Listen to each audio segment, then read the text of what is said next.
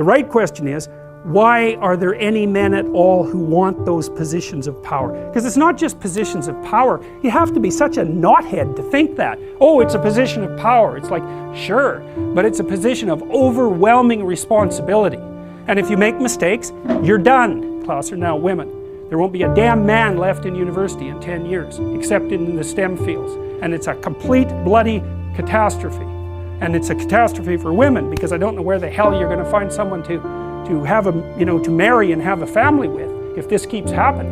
I tell you, without fail, I've watched women go through their professional careers, many of them. It's a very rare woman who at the age of 30 doesn't consider having a child her primary desire. So why work 80 hours a week? Well, men will do it, some men, very few. A handful of hyper-competitive men who are obsessed with hitting the pinnacle of the given dominance hierarchy they're in will happily work 80 hours a week, and they'll forego everything else. Relationships, family, children, way in the second category. And so those men are often very difficult to live with too, because they're so obsessed with their career. It's hard to have a relationship with them. And maybe they don't have much of a relationship with their kids, but they're damn good at what they do, and part of that is they're smart and disciplined, and they'll work non-stop all the time. It's like an obsession, and that's the sort of people who run things. Those are the people who run things. Well, they're often also disagreeable too, because you want to manage people? Really? They're not going to like you. You know, and it's not an easy thing to not be liked, and actually if you're an agreeable person, and women are more agreeable than men, it's quite painful to be disliked. But if you're in a managerial and executive position, the probability that people are going to like you is quite low. Those positions are very stressful, partly because of the interpersonal dynamics, and they're also incredibly competitive. So we've got things backwards in our culture. We're thinking, at least in part, why aren't there more women in positions of power? Wrong question. The right question is, why are there any men at all who want those positions of power? Because it's not just positions of power. You have to be such a knothead to think that. Oh, it's a position of power. It's like, sure, but it's a position of overwhelming responsibility. And if you make mistakes, you're done. Right? It's not like you occupy that position of power and everyone does what they're told all the time and your life is easy. It's like, forget about that. People are on your case to do exactly the right thing all the time, 100% of the time. And maybe you want that and maybe you don't. So I don't know what people think is these people are all sitting in their offices with their feet up on the desk smoking cigars and oppressing the world. It's like, that isn't how it works. Those people, they work flat out all the time.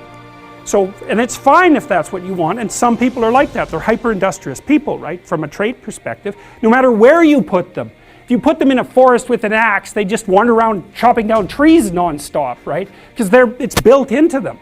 But if you want to have a balanced life, and you should want that, you know, because the other thing you'll find, and this is God's gospel truth, is that the older you get, if you have any sense at all, the more important your family is to you.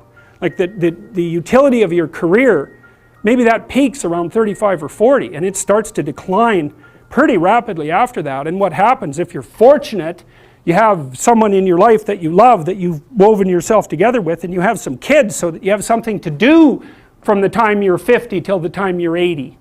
And so it's a real mistake. It's a barren future without children, man, I can tell you that. It's a real mistake. And so we do a terrible job of say, putting that image forward and saying, well, yeah, now, you know, because women have access to the birth control pill now and can compete in the same domains as men, roughly speaking, there is a real practical problem here. It's partly an economic problem now, because when I was roughly your age, it was still possible for a one-income family to exist. Well, you know that wages have been flat, except in the upper 1% since 1973. Why? Well, it's easy. What happens when you double the labor force? What happens?